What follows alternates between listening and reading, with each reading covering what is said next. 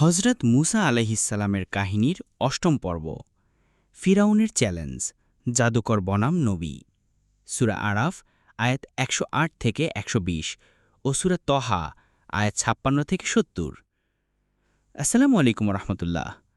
আপনাদের সামনে হাজির হয়েছি হজরত মুসা আলাইহিসসালামের কাহিনীর অষ্টম পর্ব নিয়ে। যারা আগের পর্ব মিস করেছেন এখনই দেখে নিন। ফিরাউনের দরবারে ঈমানের ডাক।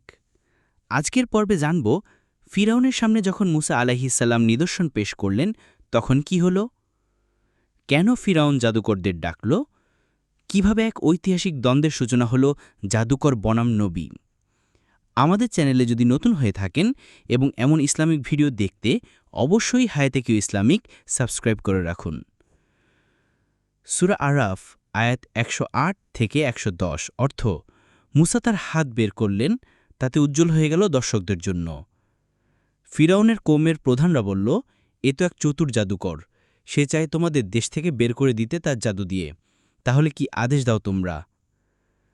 সূরা তহা আয়াত ৫৬ থেকে ৫৭ অর্থ, আমি তো তোমার প্রতি স্পষ্ট নিদর্শন পাঠিয়েছি আর তুমি তা মিথ্যা বলছ।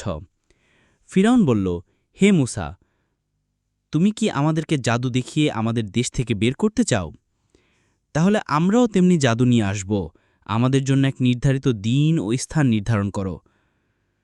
সূরা আরাফ আয়াত ১১২ থেকে ১১৩ অর্থ, তারা বলল, তাকেও তার ভাইকে কিছুটা সময় দাও আর শহরগুলোতে জাদুকর সংগ্রহকারীদের পাঠাও, যাতে তারা তোমার কাছে সব সেরা জাদুকরদের নিয়ে আসে।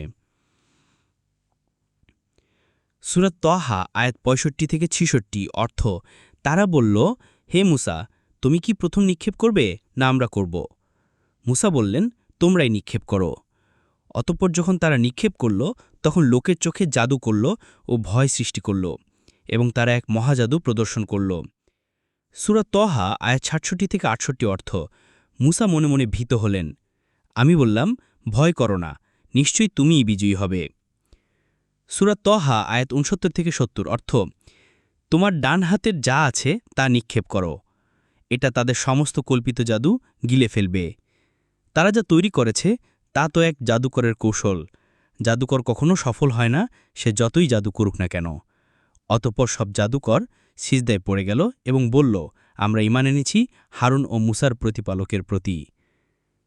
এই ছিল সে মহাকাব্যিক মুহূর্ত, যেখানে কুফর ও জাদুর শক্তি ভেঙে পড়ল ঈমানের সামনে। মুসা আলাইহিসসালামের একটি নিদর্শনই বদলে দিল ফিরাউনের পরিকল্পনা। আজকের শিক্ষা: ১.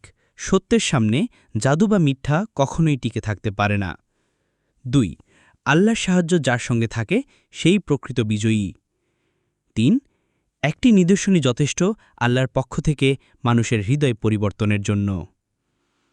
পরবর্তী পর্বে জাদুকরদের ঈমান ও ফিরাউনের প্রতিশোধ।